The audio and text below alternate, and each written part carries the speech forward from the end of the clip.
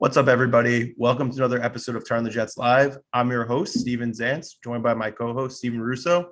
Later in the show, we'll be joined by Paul Esden. He's a radio host for The Score 1260, The Man-Child Show with Boy Green, and he also hosts the podcast, The Jet Zone. Super fun guy. We're excited to have him on. Steven, how you feeling? It's a bye week. It's a little less stressful, don't you think? A little less stressful. Yep. I was hoping for something different. I was really hoping that they would be 2-3 going to this bye, especially coming off that big Tennessee win.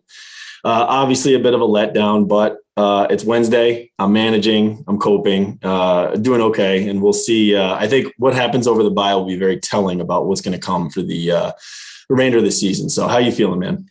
Yeah, I mean, I'm feeling fine. I know that a lot of people have been just kind of negative, and I understand why. But like, at the end of the day, we've talked about this ad nauseum. It's a young team, young staff. It's just like it's to be expected to have growing pains. And obviously, the game was super frustrating because once again, the team didn't show up in the first quarter, which really the first half for that matter, but first quarter for the most part.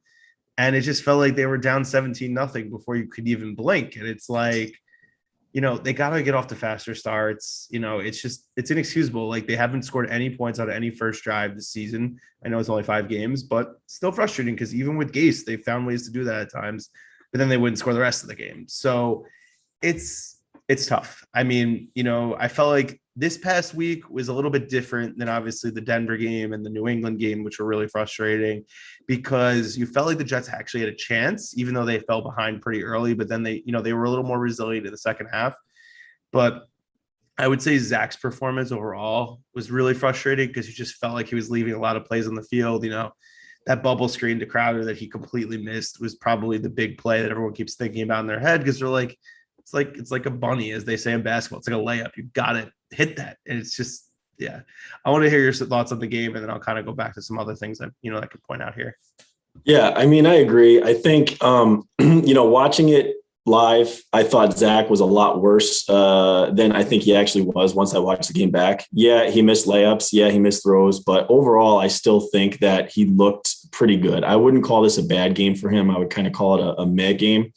I guess broader picture, overall, all these things can be true, right, when it comes to the Jets. So, yeah, there's frustrating losses in here, specifically coming off of a big win where it was against a team, in a game that was very winnable, against the Atlanta Falcons that were down their top receivers and O-line not looking that great. And Matt Ryan clearly hasn't looked that good up until that point. At the same time, we know it's a process. It's a young team. They're building, we've said it a million times, rookie head coach, rookie quarterback, rookie play caller, all that stuff. But this is also following up 10 years of ineptitude and no playoffs and a season where it was just completely uncompetitive. And our patience is running thin as Jets fans. So all these things are true at once. So I can understand. I mean, but the complete 180, I think, from the fan base from last week after the win, where it felt like we were all buying Super Bowl tickets, to this week where it's all doom and gloom and they're already looking to who the Jets should draft at quarterback in 2022. I mean, I think that's a little crazy, but overall the game, I'm glad that they were still in it. I'm glad they made it exciting. It was a game in the fourth quarter. They got it to within a field goal late. Disappointing that defense that has showed up week after week kind of let them down in this game. It was, Matt Ryan kind of had his way. Disappointing the defensive line couldn't really get going against, a banged up old line and an immobile Matt Ryan, especially being down those 2 receivers where you thought maybe a coverage sack or 2 could happen. But overall, watching the game back, I didn't think Zach was as bad as initially thought. I thought they left plays out on the field. I thought the game plan on defense was a little lackluster, and there's certain things that we've come to notice here through the first 5 weeks that are just frustrating. And one of them is personnel. Another thing, we'll probably get into later, second down play calling from the floor. I think everyone's being a little too tough on the floor, but I think that's one thing that we can really point to and probably all agree on that needs work. But overall, 1-4, 3 out of the first 5 games have been competitive. I think this is you and I were talking before the show. This is a different season than last year. It feels different. It is different. There's progress being made, even though it's hard to see. Wish we could have been 2-3, but like I said at the start of the show, I think what happens over this bye week and how the Jets truly look in the mirror and self-assess and self-evaluate is going to be very telling of this coaching staff. And we got to hope that they're different than the past regimes that we've become, used to. Yeah, no, I think you hit on a lot of great points. And I really think that the team is going to look a lot better coming out of the bye week. I think they're going to start to look like the team that we're hoping to see like long term. I think, they're going to fix a lot of the issues that we've been having, missing on the short throws, probably clean up some of the penalties, which kind of brings me back to that Atlanta game. And I know we talked about this after the New England game. It's just that roughing the passer call, which was absolutely atrocious. It changed the game. Atlanta's punting and they're not scoring a touchdown. It's like, I know you can't make excuses as to why teams don't win a game or like whatever, but like I just feel like that changed so much momentum. The Jets had a good stop. The defense, they had to play a few more plays and they probably got a little more tired. So it's like those little things. I mean, listen, it's the NFL. Every team, except the Patriots when they had Tom Brady, but now they're not getting the benefit of the doubt anymore because they don't have him anymore.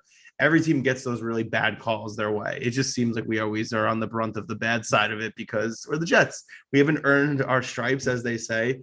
But I do think the play calling is going to be different. I think they're really going to try to fix the run game because it's been terrible. They cannot get more than like 60 yards on the ground, with the exception of the New England game. But most of those rushing yards came when New England was playing more soft coverage and really wasn't trying to stop the run because they kind of were in Zach's head. And they were just like, make him throw, make him throw. But yeah, it's just it's frustrating and we're losing patience. I mean, I'm not really going to worry about anything until, we get to next year at this point, or really towards the end of this year if a lot of the same issues are happening. But, like if we're showing progress, you just got to let it be. I mean, listen, they're much more entertaining. Listen, they lost by a touchdown. They came back in this game, but you can't play basically 3 quarters. You got to play 4. And that's really what's been their Achilles heel so far. Yeah. No, I agree with you on the first drive in that roughing call. I mean, and in a broader scale, the NFL has to re-examine what they're doing here with this roughing call because there's at least one every week, and there's one in almost every game that just makes you shake your head. So it's infuriating, especially when it's against the team that you root for. But and you brought it up too, the New England game. I've said it before. Football is probably it's the sport where momentum shifts and you can feel it. So I'm not going to sit here and say that the Jets would have won that game, but I'm telling you the game would have looked different had they gotten that third down stop, on that Quincy Wilson sack or hit. So same with the New England game with the Marcus May fumble. You can't tell me that game wouldn't have looked different had the Jets recovered that fumble and potentially returned it on the first drive. So those things, yeah. And the Jets simply, when stuff like that doesn't go their way right now, they're just not a good enough team to be able to overcome that. So when you're looking at, stupid penalties from Nathan Shepard, who for everything it's worth should have been left in London. He's driving me nuts for all this. He's like, the defensive line version of Chris Wanke, and he just keeps making mistakes. That just makes me crazy. So they're just not good enough to overcome the Zach Wilson missed layups, the terrible second down play calls, stupid penalties that are costing them yards, costing them giving up first downs on third down. They're not at that point yet where they can overcome those things. They need things to go almost perfectly to be able to execute and win games, and that's going to be things that they have to clean up during the bye week. Yeah, I think their lack of experience at the safety position was really exposed this past week because Kyle Pitts had his way and he finally had his breakout game. And like, we got to a point where John Franklin Myers is covering him in the red zone. I'm like, why is he doing that? He should never be dropping back in coverage. That's not his role on the team. His role is to create havoc in the backfield, whether it's against the run or against the pass. And I was just like, that was frustrating. I just feel like the overall defensive game plan just wasn't there. The corners were fine. I know Ryan threw for over 300 yards, but really, on the outside, Bryce Hall's doing his job. I felt like the slot guys were doing well. Michael Carter, the second, I always don't want to mix him up. He's still continuing to show a lot of promise with this team. I mean, there's a lot of positives. I mean, I think the biggest thing you can take away is Elijah Vera Tucker seems like the real deal. And Joe and Connor were talking about this yesterday on Badlands. It was like, if you watch him, you could see he's just absolutely having his way no matter who is guarding him. He had one bad game the week 1, and he's been just getting better week over week as we go. And that's exciting because, the Jets did trade a little bit of capital to get to him, and it was a huge need because the interior has been a problem for this team for years. We don't have to talk necessarily about the right guard spot or center, even though I'll say McGovern, I think, is playing a little bit better, but Van Routen just continues to be a liability week after week. And it's like, how much more can you take this? Like, I remember I was doing questions for Pick 6.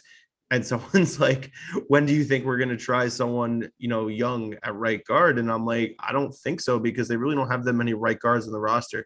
It's really Dan Feeney, and then they have one guy in the practice squad. And I don't think they're really ready to just like, oh, you could play right guard. I mean, it's basically going to be Van Routen or Feeney.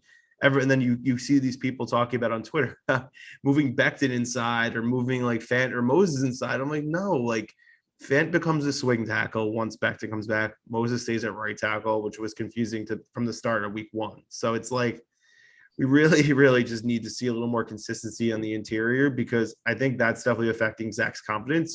He's having people always chasing him. Thankfully, he didn't get hit that much this week, but, still frustrating nonetheless. Yeah, I think you're hitting a lot of good points. And I think overall, the offensive line has improved week over week, despite Van Roten being a clear weak link on that team or on that unit. They've looked good. And Atlanta's defensive line is nothing to scoff at with guys like Dante Fowler and Grady Jarrett. I mean, those are good players there. So the fact that Zach Wilson remained mostly untouched throughout that game is a positive. I think the O-line is looking better. I think the communication is obviously better. I think that unit is getting better week in, week out, which is great. And I'm curious to see what'll happen when Mekhi comes back. I'm really curious to see if Mekhi can stay healthy, for the remainder of the season, which is a big question mark at this point. I mean, that's something that you have to look at and be honest about, and not just look through fans' goggles. But, Mekhi's been dinged up more often than not here. So something to keep an eye on. But then what happens with Fant? Do they slide him back over and start him at right tackle, or do they keep Moses at right tackle because he has been playing well, and move Fant back to swing tackle? So this is something that'll be very interesting. And, we'll see how it shakes out, after the bye week and when Mekhi Becton gets healthy. Definitely. Steven, you froze, but I'm still able to hear you. And I think now you're good. But okay. Everyone heard everything you said. Just your face was not moving, but it's okay. All right. But all great points. So let's do a little exercise here. I want to hear, give me 3 guys who have been impressive and 3 guys who have been disappointed. And you go, and then I'll give you 3 different ones. I'll try to think. Okay. Well, I think, the obvious for impressive, I would say, is CJ Mosley. And I was a big believer in CJ coming into this year. I don't think anyone could have predicted how good he has looked. I think he's playing at an all-pro level. I think he is, without a doubt, the MVP of this team. And I think his impact is felt, and he's in on every single play. So CJ Mosley is one that's been impressive. I think Michael Carter II has been way better than anticipated, and is playing his ass off right now. So that's got to be a second. And then the third, let's see, I will say, you just mentioned him, but Elijah Vera Tucker, I think solidifying himself as that left guard and probably a force, for the next 10, 12 years for the Jets is just great. So when you can have that kind of reliability on the offensive line, especially, and left guard isn't a sexy position by any stretch, but when you can have that kind of reliability there, I think that just, speaks volumes, and that's going to be a building block, obviously, for something that Joe Douglas had to, put together and solidify as he came in to do this job for the Jets. From a disappointment standpoint, I would say, let's see, that's a very good question. So disappointing. I feel like Marcus May and his whole situation, you got to look at that as disappointing. I don't know what's going on with him requesting a trade or wanting out. This is something that we probably could have seen coming, but I think he played well in the time that he did play. However, just the way the situation is kind of shaken out, especially being on the franchise tag, I think is disappointing for me. The way that Corey Davis has played, even though he's starting to bounce back in those middle 2 games there against Denver and New England, that was disappointing to me. But overall, I still think that Corey Davis has been impressive. Let's see. And then lastly, what would I say?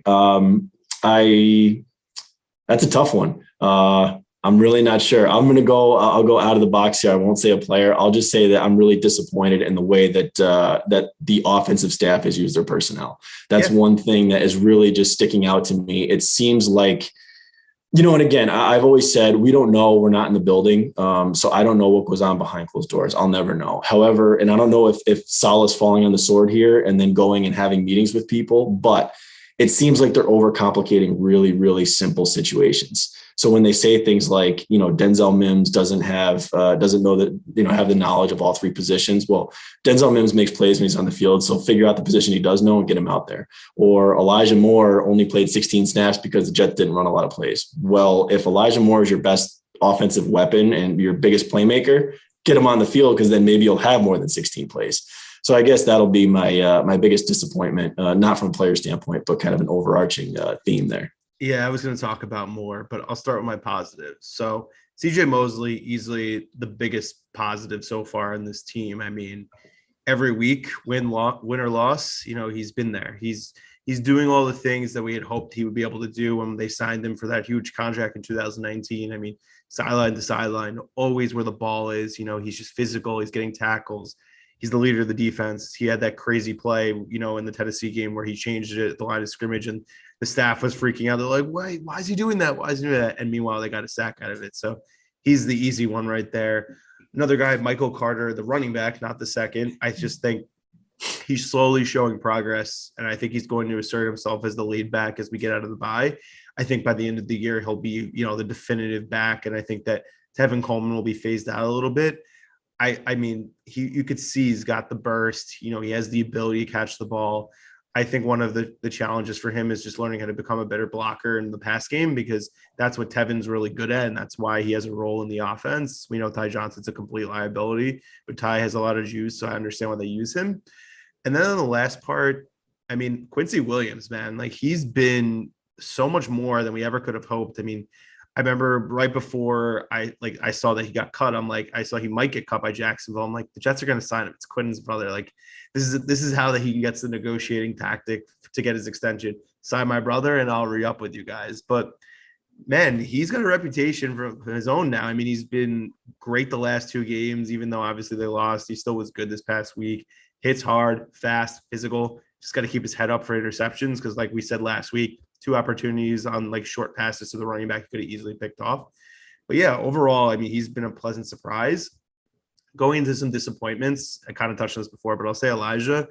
And I don't really necessarily think it's all his fault. I think that it's personnel usage, like you said. And I think that, his time will come. I know Zach was saying it's just only a matter of time. I mean, we saw him in practice. He was easily the best player on the field offensively when we watched him in practice.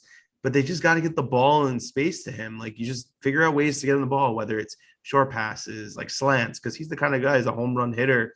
Like, I was watching the Giants and the Cowboys. They got to use him the way the Giants are using Kadarius Toney. Like, he could just do things when the ball's in his hands. He can make guys miss. It's just like, we need that dimension in the offense because there's no tight end play. So I was going to move into that. Just the tight ends as a whole. I mean, Croft, I think, will be better when he comes back. I know obviously he's been a little banged up, but just why is Ryan Griffin playing? Why is Dan Brown playing? They're both terrible. I know Dan Brown plays specials, and that's fine. I mean, the specials have been really good, so I'm happy about that. But make Denzel Mims a tight end. We've been talking about this. Like, he has the body type. He's like 6'4" or whatever he is. Use him like in the Quincy and Newman role. Like, he just, like you said, when he gets the ball or you throw it to him, he makes the play. Like, he had a great play in the London game. He had a great play in the Titans game, a great play in the first week, and then obviously he was not playing the other 2 weeks. They really have to get that guy the ball and just stop being so stubborn with the tight end. I know it's like scheme purposes. You can't run the ball anyway, so why are you using the tight ends? Like, just change it up. Like, you got to shake things up a little bit. And then I guess the last person, I got to think for a sec. It's kind of hard. I don't want to say Zach because it's been up and down, and we saw some good things even in some of the losses. I mean, I guess just the interior with both, McGovern and I guess Van Routen, because they stink, and there's really no way around it. And it's like, just like, we don't have to settle for subpar play. Like, we had a great offensive line when this team went to 2 championship games. I want that again. I missed that line. Like, Brick and Mangold were obviously the 2 studs on the team, but obviously you had Woody, you had Moore, and then who's the other person that I'm missing? I can't remember. It was Faneca, but then it became Faneca, and then it was Pete Kendall before Faneca. Okay, so Faneca. Yep. And remember how good this team was. Sanchez had all the time in the world. They were able to rush for like almost 200 yards a game. It was crazy. So to me, it's just, they got to fix that. I mean, you're talking about this before. There's just no options on the team. It's just, it is what it is. You got to run with it now. I mean, if there's ever a guy who becomes available, inquire, see what it takes to get him. But it's been tough, but like I said, I think the team's going to come out of the bye looking a little bit different, a little more juiced. And I think this is good. It's a reflection period for a young staff. Sal can see the things he wasn't doing well. Same thing with LaFleur. Ulbrich, I think, with the exception of the Atlanta game, has been very good. Brant Boyer, the unsung hero. The specials have been great. Amendola hasn't gotten even a lot of chances to kick because the offense couldn't move the ball. But another thing is Morstead's been pretty solid as a punter. I mean, I know we used a 6th round pick on Braden Mann last year, but why not keep rolling with Morstead? He's doing his job perfectly. Yeah. I think so. A couple things as you were talking that I thought of. One, I think we're both probably a little remiss here not mentioning Bryce Hall in our positives because he's been overly impressive, unexpected. I think we all thought that he could be a solid, CB2. I think we're all kind of questioning whether or not he could be a CB1 now because he's played that well, and it's like, okay, is he the real deal? But he really does feel like it, and it shut down people that he's played against. I think I saw a stat where he's got given up the fewest catches in the red zone this year, which is just great. So I think he is playing over and above expectation, which is awesome. So, and the other thing is, when you talk about personnel, and I think we've said this on the show, but it's like, I don't think the Jets have the luxury right now of trying to force anything down anyone's throat. So when they're running these 2 tight end sets consistently, it really, that's what's infuriating about it is they should really just get the best players on the field to allow Zach to have the most success. And right now that they're healthy, the best playmakers out there should be Mims, Corey Davis, Jamison Crowder, and Elijah Moore, and just make it work. And I think that stubbornness from a coaching staff is things that it's something that we're just way too used to from the Adam Gase and Todd Bowles mold. And it's like, you need to be able to critique yourself and take that look in the mirror and say, you know what, our best chance to win is by surrounding our young quarterback with playmakers, and our best playmakers are these 4 guys. Let's stop trying to run Croft and Daniel and Ryan Griffin, down their throats. It's just not going to happen. Agreed. So we talked about positives and negatives so far. And another thing we want to talk about is obviously adjustments to make. So I'll start this time, but just with the main adjustment that I really want to do to try to help jumpstart this offense, incorporate more RPOs. And the reason I say that is we saw it work well on the 2-point conversion week 1. It's how the NFL is. And they're not utilizing Zach's ability to be mobile. I mean, I understand you want to protect your quarterback, and I know that you don't want him to run too much. But at the same time, it's like, that's what he can do.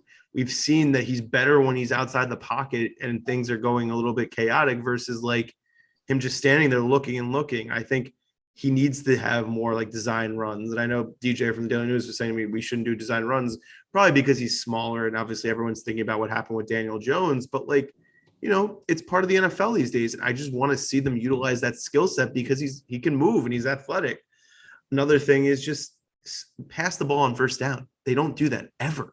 It's like I literally know every first down it's going to be hand off to Ty Johnson, hand off to Coleman, hand off to Carter. It's like you got to mix it up. You got to make the defense actually take you seriously, because I think it's part of why they're coming out so flat. It's like they know they're going to hand the ball off every first down at the beginning of every drive. It's like you got to have some creativity, play action, anything. You just got to throw the ball, and they're not doing enough slants. I feel like the short passes they're doing are all these bubble screens, and they're just doing some curls, but I want to see some things change up in how they operate there. What do you have? What are your 2?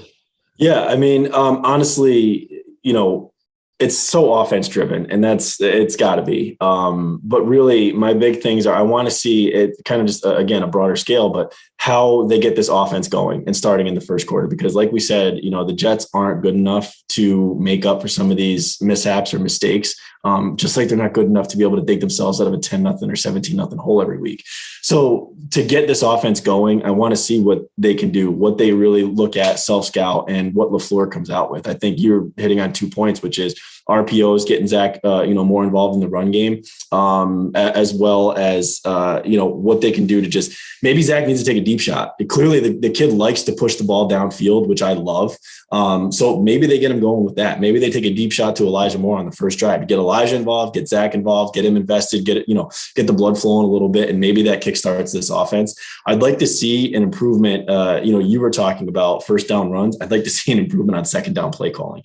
Look at that play call to Jamison Crowder, where they roll right, throw back left, 3 blockers, let 1 corner through. And that was on a 2nd and 4 or 6 late in the game that then gets it to 3rd and 11. It's just things like that where I just feel like on a grand scheme here, they're overcomplicating things that don't need to be. Same with if you miss on 1st and 10, and then you got 2nd and long, don't run the ball on 2nd and long either. So those are things that I just want to see what they do to get this offense moving in the right direction early on, sustain drives, even take big shots. That's probably my biggest thing is how they're going to address that, because what's the stat? 79 yards in the first quarter. So far this year, is that it? 79 yards and no points. Something like that. It's atrocious. It really is. And that's just, you can't climb out of that hole consistently, especially with this team. I think Michael Carter had a quote today where it's like, playing from behind in football is such a different thing than playing either tied or with the lead. And it just changes your entire game plan. So I'd like to see things like that and what they're going to do to really fix that moving forward. Because I think that's been the biggest detriment to this team through the first 5 games. It's crazy. The Jets literally hadn't had a lead until the Titans game. They went 3 straight games without ever holding a lead. And obviously they didn't have a lead at all against Atlanta. Yeah. That's unacceptable. Like, listen, teams lose, even though they are winning in a game, like be up. Like if they at least were winning and then lost on a last second field goal, like the Lions, like, okay, like whatever, but like they really need to fix that up. It's unacceptable. And I just need to see better results from this offense. I mean, I was looking, they're not like even the worst point differential, which is crazy. I think they're like 3rd or 4th worst, which is beyond me. But yeah. It's just. And, the other thing is, and probably what everyone has talked about, because I think the Atlanta game kind of magnified what we've seen in the first 4 weeks with Zach, is that he was missing the layups. So how they address that and what they can do to have Zach maybe hit, be able to hit those easy throws. That's another thing that I do want to see. I guess when I look at it, though, I'm happy that the kid pushes the ball downfield because I like that. It's almost like he feels more comfortable. So I'd rather have that than have someone that's like just checking down and not even looking to hit the ball or throw the ball downfield. So I do like that he's more comfortable kind of, getting out and making things happen. The other thing from Zach I'd like to see is it's like the same thing that you love kind of drives you crazy, because I feel like I've seen probably, 5 to 7 times during the first few games here where the first down has been there if you were to scramble for it, but because he's looking downfield and he makes the throw, he doesn't get it. So there's been some conversions that he probably could have made simply if he ran past the sticks and taken those given yards. But instead he's chosen to throw the ball downfield for an incompletion or whatever, and the Jets don't get the first down and they punt. So that is something that that I would like to see. The other thing, and I know Connor Rogers on Badlands has been a huge proponent of this, but I would say on the aggressiveness scale, Salah's been probably like a 5 or 6 out of 10. I'd like to see him turn that up a notch. Realize that this year you're playing with house money. I think that's a really good thing that he's got in his pocket right now that he can pull out at any time. Go for 2-point conversions. If you're in their territory, go for 4th downs. Get a little more aggressive. I love that in the Tennessee game. I want to see it more. Against Atlanta, there was a 4th and 5 on the 45 when they were still down 2 scores. I think it was 20-9 at the time. Go for it. Like, let's realize that it's a gimme year. You're playing with house money, man. You have the chance. And right now, see how your team responds. So I'd like to see Salah kind of turn up the aggressiveness in the last 12 weeks. I agree. Don't play scared. That's something big that Connor's been talking about as well on Badlands. He was talking about that one situation. You might have just touched on it. It was just like, it was like 4th and 5 from the Atlanta 45. It's like, this is a free year. You're not getting fired. No one on this staff is getting fired unless they get into a fight or get into legal trouble. Like literally this entire staff is coming back. Be as aggressive as you want. People are not going to rip you. Yes, they'll question, but yeah, maybe you shouldn't have done that, but at least you're showing you're not playing scared. And I felt like we talked about this last week, we really, even though they didn't convert that, that 3rd down to Corey, basically it was an easy throw for Zach and he missed them. We were happy that at least took the chance and tried to win the game right then and there. And where was that? Like, you were losing. You need to be more aggressive. You have to play with urgency. And that's like something this team has been lacking for years. Like, realistically, the last time offensively they've had urgency was either when Jeremy Bates was calling the plays with Darnold, like towards the back end of his rookie year, or 2015 when they had like the best offense we've seen in quite some time. I don't even really know. Yeah. Most balanced, at least, because they were able to run the ball. They were able to air it out. They had 2,000-yard receivers. Like, when the hell are we going to get that again? I don't know.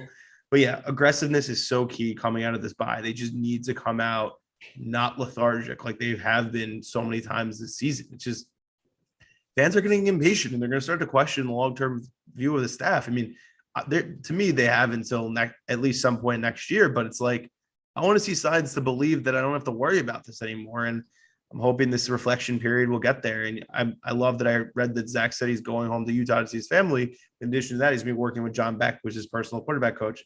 To me, that's showing he's like, I know I haven't been my best. I want to get better.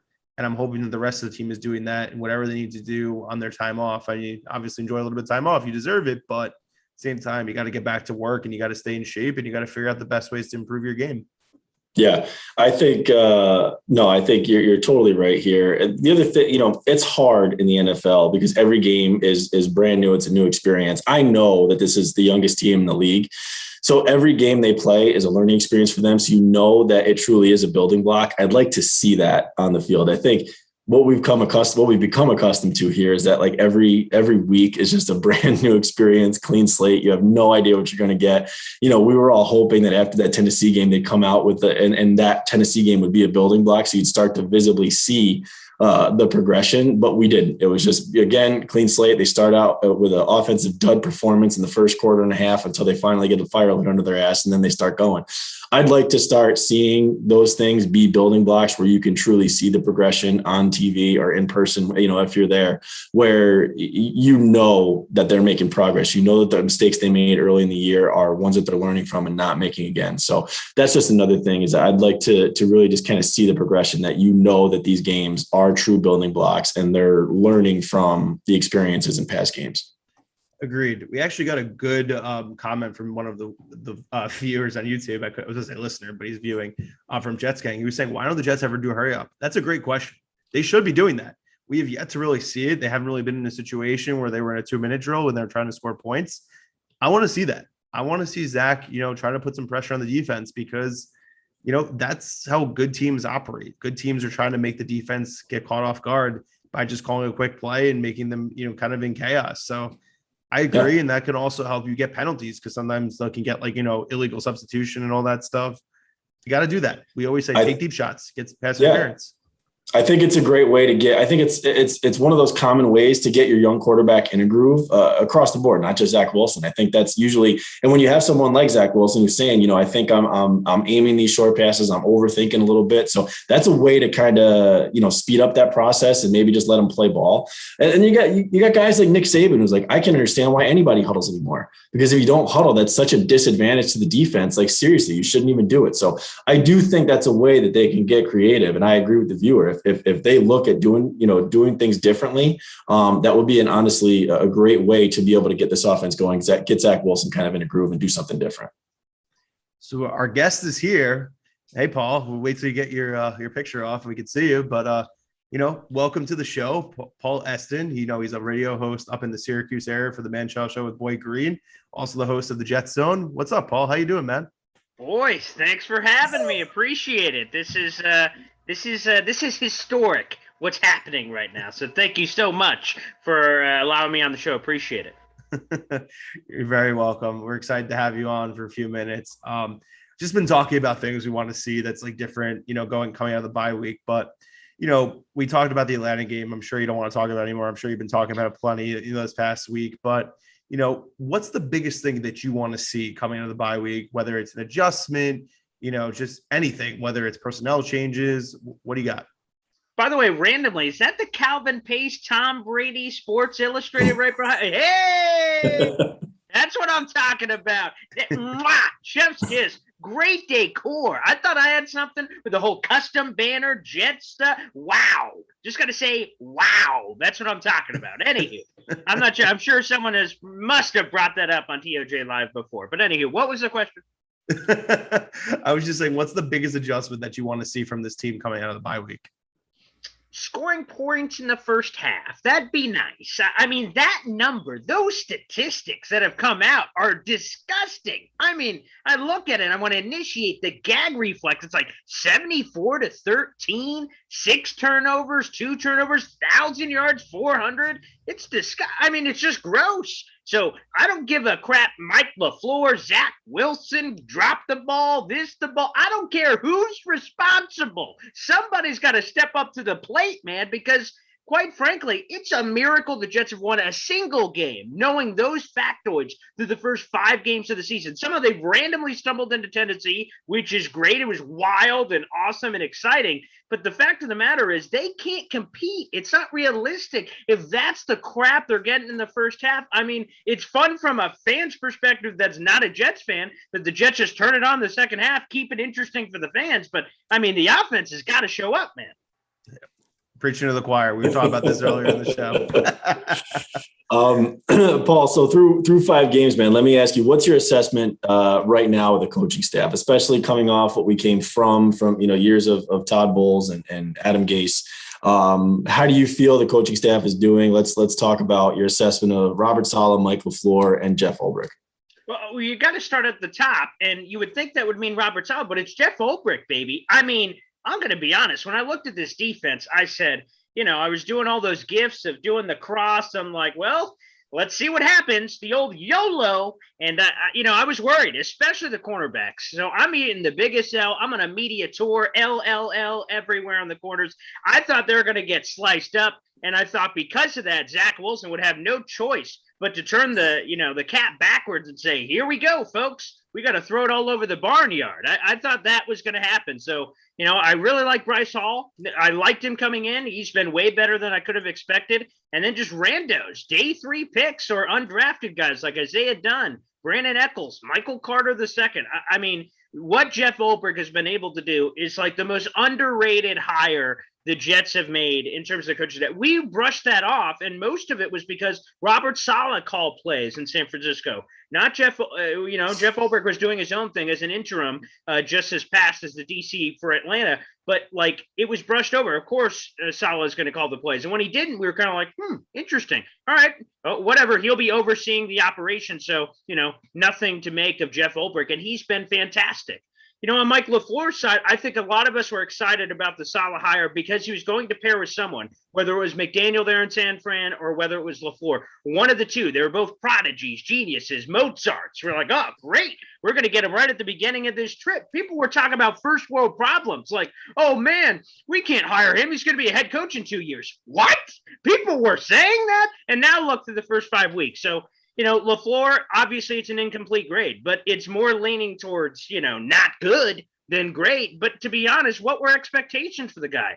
I mean, he looks like he's 12 years old. I mean, how long has he been doing this, for Pete's sake? So, Mike LaFleur's incomplete, and Saleh I love. I'm going to buy it. I know it's 1-4. I know it's not great, but what were we expecting record-wise anyway? So Saleh was a phenomenal hire. I loved the hire when it happened. I fell in love with him when he was on the Adam Schefter podcast at the end of 2020. I heard his story, heard his family, like, oh my, I'm ready to run through a brick wall for this guy. So overall, it's a major plus. And Brant Boyer, obviously, he's been a special guy. And I know they're, again, missing pieces, revolving door at kicker, and then the punter thing as well. But I like Brant Boyer as well. We were saying Morstead should keep the job. I mean, Braden Mann really hasn't been that good since he got here. And I'm sure Michael Nanya, if he sees this, is probably going to get mad at me or tweet at me something angry. But no, I agree with you. And it's kind of funny that we all thought LaFleur was going to be like this amazing coordinator, but it turns out that Ulbrich has been the better coordinator. There's still, 12 games left in the season, so things could change. We could feel differently. But at the end of the day, this roster has plenty of holes. It's a young team, youngest roster in the NFL by far. We like expecting like us to be, 3-2 right now was just unrealistic. That wasn't going to happen. I mean, I'm happy that they got the win. And like you said, who knows when it was going to come? I mean, Cincinnati looks a lot better than we thought they'd be. And that's a tough game coming after the New England game, after the bye. But, they're going to win some games they're not supposed to. I mean, they weren't supposed to win the Tennessee game, like when the schedule came out, but I'm excited. I think things are going to be different. They're going to play with more urgency. They're going to change some things up. I think Zach's going to stop pressing. I think this is going to be a good time to reflect on some of the things that he hasn't done well and build on the things that he's done well, because he knows he hasn't been perfect and he knows he can be better. So I'm excited. Yeah, I know a hot topic. Oh, I'm sorry. I know a hot topic of conversation this week too. And you heard Steve Young say it, I believe, on the Michael Kay show, is really what the importance of Greg Knapp was and what that tragic loss, not only meant, obviously, but for this team. I think pairing him, who's got a world of experience in the NFL and in this system with the quarterbacks that he's led and the offenses he's been in, but pairing him with a rookie offensive coordinator, a rookie quarterback, and Mike LaFleur and Zach Wilson, I think was going to be hugely important. And obviously they just had to pivot, right before training camp. camp, which is extremely difficult to do. I think that also kind of highlights the fact, though, the lack, something that Joe Douglas probably missed on when they're assessing the lack of a veteran presence in this locker room. Who's to say what a Josh McCown type could do for Zach Wilson in the absence of now, a guy like Greg Knapp. So I think that's a swing and a miss, honestly, is rolling with Mike White as the backup to Zach Wilson. It just feels kind of like the blind leading the blind at this point. So I think that was something obviously that was unforeseen, but that has had a huge impact on, what we're looking at with this offense and what has been, through the first 5 weeks. So it'll be very interesting to see what they do over the bye week and how they come out, week 7 against New England. Yeah, I made the comparison on the podcast, and this is the best way I can put it. Obviously, our thoughts and love and everything are sent out to Knapp's family, and he's survived by his beautiful daughters, his wife, and his family. But purely from a football perspective, you're right. The Jets, in theory, had the perfect salt and pepper, the young prodigy guy, and they had a guy who has overseen so many people gloss over his resume and his track record. Steve Young, Michael Vick. These are the best Peyton, of the best. Peyton Manning. Peyton Manning, yeah, who? Yeah, oh, yeah, that guy too. Yeah, throw him on the list. So again, all of these guys are like incredible, but I compared it to this on my podcast. It's like, again, you had a normal parental relationship, right? Father, mother, son, Zach Wilson, right? Then all of a sudden something happens to the father, he's gone, and all of a sudden now you've just got like a stepfather coming in. That's what Matt Kavanaugh is, and they don't have the same relationship. It's like you just can't insert any old guy in there and he's going to be like, Dad, and then all of a sudden the experience and the mojo is all going to be there. So again, the Jets had no option, obviously, because of the unfortunate tragedy that happened here. So the Jets are trying to pivot the best way they could. Where you're right, and the Jets swung and missed, that was within their control, was obviously the quarterback situation. Mike White, James Morgan. We're begging for anybody, somebody like a Nick Foles, Josh McCown's another good one. There's been a lot of smoke around that recently. Perhaps that can come to fruition one way or another. I do think there is something to a rookie, whether it's high of Tennessee or low of the Patriots game is probably the two polar opposites on the roller coaster, is going into the film room and looking at that and having a Josh McCown there going, oh man, look at this. Hey, in 2002, I did this, man. Again, you could do it. And having that voice in there is important. That was a swing and a miss by Joe Douglas. They had several swings and misses. That's one of the big ones. I think tight end is another one. Again, the complete just lack of anything there, knowing how important that was. Again, whether that's a failure on Joe Douglas for just not investing anything beyond Tyler Kroft, or the coaching staff saying, guys, don't worry. Ryan Griffin will be fine. Trayvon Wesco, Daniel Brown, the system will work. And Joe Douglas like, okay, I'll trust you. One way or another, blame everybody. It doesn't matter. That's the other big miss. But, maybe the quarterback can still happen, but it's kind of weird on October 13th to be like, yikes, we blew that one. Let's bring a veteran in now. That would be strange. And I think the tight end thing, it's kind of, which came first, the chicken or the egg. So it's a swing and a miss on both parts. So if the coaching staff knew they were going to continue to run this 2 tight end personnel, and Joe Douglas knew that as well, and the best thing he could come up with is Tyler Kroft and Ryan Griffin, then shame on him. But if Joe Douglas didn't know that, and the best thing he came up with was Tyler Kroft and Ryan Griffin, then shame on the coaching staff for continuing to run this 2 tight end personnel and trying to shove it down our throats. So whatever the gap was there, it's someone's at fault, and it needs to be addressed. And I think coming out of the bye week, and Steven, you and I mentioned it like 4 times already on this episode alone, but I think that's what we need to see change. Is they need to switch that up. They need to get the best players on the field, the best weapons on the field at the same time for Zach Wilson's development. So, Paul, let's go. We'll talk kind of bigger picture here. So now through 5 games and with the 2 seasons under the belt now with Joe Douglas, what is your assessment of him and what he's kind of put together on the field here through 2.5 seasons we're in? What a complicated picture, right? You see that 2020 draft, you're like, oh, God, I wouldn't bring that home to mama to show her. It's disgusting. And then on the other side, I look at these random waiver wires, Javelin Guidry, Bryce Huff, John Franklin Myers. I'm like, what kind of wizardry? And then you look at the draft, you're like, did this come from the same person? I don't understand. So I'm somewhat confused. And then obviously you can't really, for any just, in all seriousness, any normal draft class, you can't really, understand and appreciate it for like 3 years time. But this 2021 draft looks pretty good. I mean, almost by nature, rookies are just playing, but they're playing well. And that's the thing that stands out. So there's a lot of great. And then there's just a lot of weird, like in some alternate universe, remember, he convinced some guy off his couch to be his starting center somewhere in the middle of August. That was weird. Did that happen? That happened, from what I'm told by the producers that are apparently sitting over here in the corner. So again, that's weird. The whole thing is weird. But overall, I mean, ultimately here, I think there was a lot of swings and misses by Douglas. Whether, initially on the offensive line, although things are starting to move and groove, I love what I'm seeing from AVT. But again, the GVR, the refusal to move Connor McGovern to right guard really angered me in the offseason, because that to me is just, you just have the blinders on. You refuse to adapt. That to me was the big thing, because there were centers available. Corey Linsley in free agency, Creed Humphrey in the draft, where you could have hit two birds, one stone. I thought that would have been the best, most apt way to address offensive line. Because again, Rome isn't built in one day, but that would have helped. You have Mekhi Becton. You draft Elijah Vera Tucker, not Connor McGovern right guard. I think he would have been serviceable. Whoever the center is, Creed Humphrey looks fantastic. I don't want to go 20/20 hindsight, but I thought he was good in the draft. And then right tackle, whoever that would have been. George Fant? You still sign Morgan Moses? Who knows? So there's been a lot of misses. I mean, if I had to give him an official grade, it'd probably be a C. But there's a lot more to see for Joe Douglas as we move forward here. Yeah, I mean, his legacy is going to be determined about what Zach Wilson is, because absolutely, basically, if Zach Wilson isn't showing progress by the end of the year, or I guess early next year, he's going to be out of a job at the end of 2022. So the seat is starting to get a little bit warmer for Joe Douglas. But at the end of the day, he's safe right now, because new staff, new quarterback. We're only 5 games into this whole new system. So, like you said, a lot of swings, a lot of misses, but there were some hits. I mean, Bryce Hall looks like he could be a cornerback 1, which is awesome, because we've really been looking for that perfect outside corner really since Revis, because I know when Revis came back, he was good for 2015, but then 2016, he fell off a cliff and he just was never the same. But yeah, it's been needed. We need a number 1 corner in the worst way.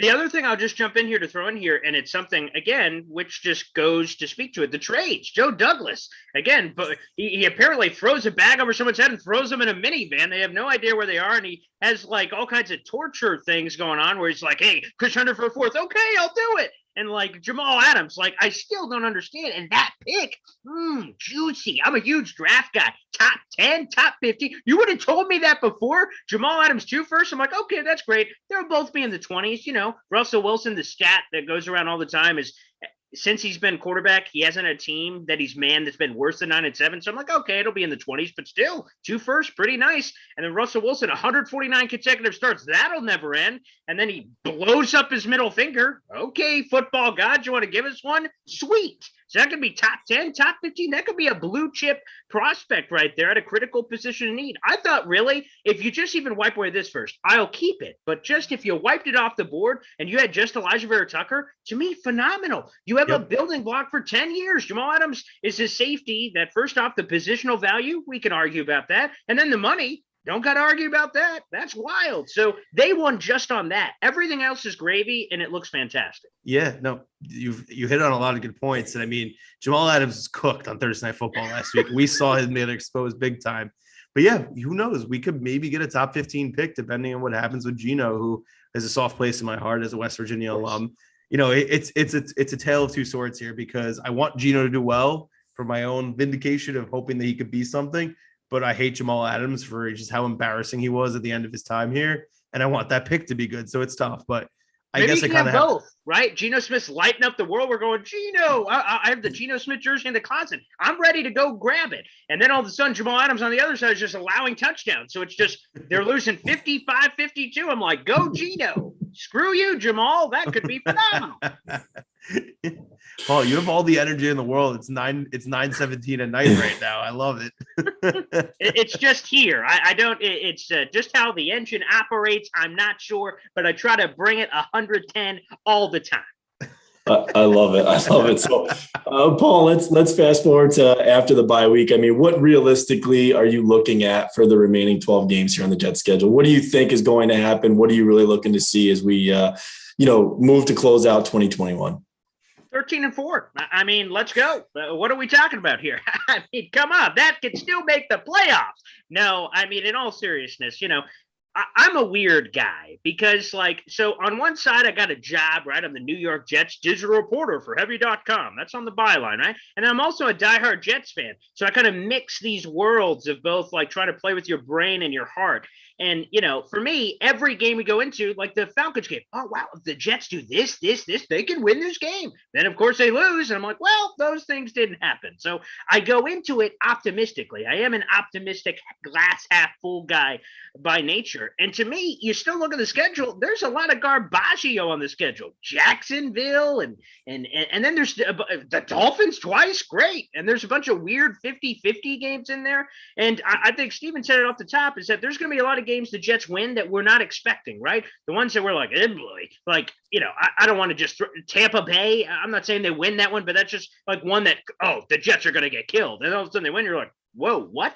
So there may be a couple of those down the pike as well. But ultimately, as I think you guys have talked about on the show and others, is that it's Zach Wilson's development. And a couple of wins on the way would be nice just to keep the engines revving. And then again, that tangible product of, again, for Tennessee, not just the win, but Zach Wilson going, oh, wow, I can do this. And also the wins to the rest of the locker room saying, okay, the vision is there. It's hard to do last year when you're 0-8, 0-9, and we know what that era of Jets football was. But that, to me, is it. That you want a tangible product. It doesn't just have to be 10-7, 9-8, whatever those records are. But I think the key is Zach Wilson progress. And by progress, I don't need 5 touchdowns and no picks against the Patriots, but please make that happen. But the thing is, I don't want another New England Patriots 4-interception disaster. If we can make the median that consistency of 250 yards, a couple of touchdowns, maybe a pick or two. He has a lot of picks. I think that probably will continue in some sense, but I don't want the 4-interception implosion where he's just throwing the game away. If we can avoid those, I'm going to be a pretty happy Jets fan for the second half of the season. Yeah, I think he's going to play much better this time. He's seen this defense. So I think that is going to be a huge advantage for him going into this situation. And honestly, the Patriots just aren't that good. They should have lost this past week against the Texans. So I feel good about this game. I know, obviously, and they have 2 weeks to prepare, but for me, like, I think if they can go 5-7 or 6-6 the rest of the way, like, we'll sign up for that. 6 wins or 7 wins is a good medium. I know, like, that may be a little bit pushing it. Maybe they're closer to, like, 4 wins, but you never know. It's the NFL. Nobody thought they'd win this Titans game, and they did. And I think that they're going to get better, and you're going to see a lot of growth with a lot of these young players who, they just went through 5 games. When they get through 10 games, they'll look a lot better than they did week 1. So I'm super excited to see what happens. Yeah, I think of your jib, man. Yes. I agree. And I think the biggest thing, right, is how it looks. Because you get to 7-10, but if it looks like the 2019 Sam Darnold, Adam Gase 7-9, that's a different story than if you get to 7-10 and it's like they're scoring 30, 31 points a game or something. And they're in every game and games they shouldn't be. So I think the how it looks is obviously what we're going to look for. Because if it looks bad and they get to 7-10 and somehow, win 13-10 games, that's not going to be great. But even if they get to, 5-12 or 6-11, but the games look good and they're in it at the end and they're scoring points and the offense is progressing, that's going to be the biggest thing for me is really how it looks. And obviously that's going to be just key on Zach Wilson's development and what he looks like. And Paul, to your point, how he can mitigate and eliminate those bad games and those 4-interception games where you say, listen, that loss was solely on him. We want to take those games and just eradicate them, get them out of the picture. So that way, that this kid is the real deal and he's here for the future. The one thing I'm just a little fearful of, it's just us 3 in a room here and then all the walls combined here, is that, so this New England game, right? He was a disaster. Zach Wilson, he's on the gram, right? He's Twitter and he's seeing all these stories and things. He throws the 4 picks. I'm sure that coming out of this one, he's like, in Foxborough, I can just sling it all over the ball yard and throw it in Belichick's face. The Patriots aren't very good. Somehow they beat the Texans, whatever, and then just lays it on him. If he has that mentality, I'm afraid of him just falling back into the same hole, trying to play hero ball and win the game. So again, I think he will be better. He's seen this defense and the Patriots suck. But I mean, at the end of the day, that's a little fearful of me. Just as I'm looking at it, I'm like, man, no, I was a former competitor. I know what he's talking about. I know Zach Wilson wants to lay it out there for not fans friendly, the savior of the franchise and all this stuff that's piling on top of him. That's the one little fear, but hopefully that can be quelled quickly in week 7. Yeah. Go ahead, Steven. No, I was just agreeing with him. Yeah, and it's going to be, and we said this at the start of the show, Paul, before you jump down, but it's going to be very telling how they come out of the bye. Obviously, for the remaining 12 games, but specifically this game with the history that Zach had in week 2 against New England. But really, from a coaching staff standpoint, historically, specifically recently, the Jets have not been good coming out of bye weeks. They've been terrible at halftime adjustments. So those are kind of things that are one and the same, is how they can, quick take a look at what's going on, make adjustments, and put them out on the field. Now, over the bye week, that's just the same thing as halftime adjustments, just in a larger time frame. So it's going to be very interesting to see how they look at themselves and what changes they make coming out here, and what that really looks like for the rest of the season, but specifically against New England in Foxborough against Bill Belichick again, when that 4-interception performance happened just a few weeks ago. The encouraging side has to be, if we're really going, silver lining here, is that the Jets have found ways to flip the switch at halftime. So a credit to the coaching staff for making adjustments. We haven't, everyone, and it was a weird Twitter thing recently. Wow, Adam Gase was pretty good at opening drive touchdowns. Yeah, okay. The nerd studied plays scripted and just practice. It's like you're reading, a line for a movie that you're doing. You read it 30 times. You could do it. And then they're like, all right, now just improvise. And they're like, boy, and that's where he fell off the cliff. So we're getting that on the other side here with Robert Saleh, which is great. The thing that it's an open question, not rhetorical in any sense, is can the Jets fix this? 74-13. Is it just, we didn't flip the switch, dude? We were trying to watch a TV. It was unplugged. Oh, plug it in. Here we go. 100 points in the first half now. That's my open question. Can they figure this out? Because to me, as I'm trying to diagnose it as an analyst / fan, as I'm looking at it, I'm like, okay, there's simpler things here in the first half, maybe more gimmies, more drags, crossers, just easy things. Or Zach has a quick 3-step drop, boop, right there. Okay, move and groove the ball. But realistically, open question to everybody here, is it fixable? Because it seems hard to believe that, over the bye week, they're going to find, here's the formula, guys, I found it. It was in the back. It was behind the filing cabinet. And then all of a sudden, here we go. That's what, I don't know. Yeah, we'll see. I know. And I think, Stephen and I, we were talking about it, before he jumped on. I think there are things that they can do to make Zach Wilson's job a little bit easier to get him going early on. I think getting Elijah Moore involved earlier, because getting your playmakers touches just seems like the simple thing to do here, I think. And that's something that if I have one complaint about this staff, I just feel like they're overcomplicating simple situations. Get your playmakers on the field, get them the ball, figure out a way to get them in open space. That's what the Shanahan system is supposed to be. If you got to roll Zach out more often, if you got to go no huddle, if you got to get him easier throws to hit to get him in a groove, or if he's the type of guy that you got to take deep shots, earlier on in the game to loosen up that arm, because that seems like he really does like to push the ball down the field. The answer's got to be in there somewhere. And if it's not, it's obviously problematic. Definitely. Paul, we only got you for a few more minutes, but I do have a personal request question from Will Parkinson. He just wants to know, how come the nickname is Boy Green? Where's that coming from? Sure. So, I got into the radio business, 8 years ago or something. As I come in as an intern, what I've been told is that you have to have a nickname as soon as you come in, and you are stuck with that for the rest of your life. So when I heard that, I'm like, oh boy, hopefully they pick a good one, because I have no idea what they're going to base this off of or anything. So I was a sports talk radio show here locally. So again, I started off as an intern for what was called Bud and the Man-Child Show. And I'm showing up as an intern, and then they see me as a Jets fan and wearing green all the time. I also we don't have enough time to get into all this, but I'm also a Celtics fan. So they're like, what? How does that make any sense? New York, Boston? That doesn't make any sense. But anywho, they saw the green, and then they went, okay, we're going to give you one of two nicknames, either Elroy, and that's I was like, Elroy, what the hell does that mean? The Jetsons, Elroy, get it? I'm like, oh my God, that would be horrible. I'd have to explain that for the rest of my life. What a horrible nickname. And they said, well, the other one I was thinking of is Boy Green, so we're going to stick with that. At first, I'm like, well, that's better than Elroy. And here we are. Boy Green 25 is now all over the place. Facebook, Twitter, Graham, YouTube, all over the place. So thank God. It's a long, complicated story, but at least it wasn't Elroy. Can you imagine? Hey, let's welcome on Elroy here. Paul Elroy Esden, is that your middle name? What's happening? I don't know. But thank God we didn't go down that road. Yeah. Glad to know that the mystery has been solved, because we were curious of where that was coming from. I had a feeling it had something to do with the Jets, but now I know it has to do with the Celtics as well. I'm a Knicks fan, so don't hate me too much. But no, Paul. Hey, we're much better. Anyway, Paul. That's not saying much. Paul, we really appreciate you coming on the show. Is there anything you want to plug that's coming on your show, on your podcast, anything on heavy.com that you want everyone to know about? I've got, how much time do we have? But, here's the thing. I try to make it easy. Hashtag branding, as my agent says. BoyGreen25 everywhere. Go to Facebook, BoyGreen25. Pow, I'm there. Twitter.com, BoyGreen25. Verified. Wink.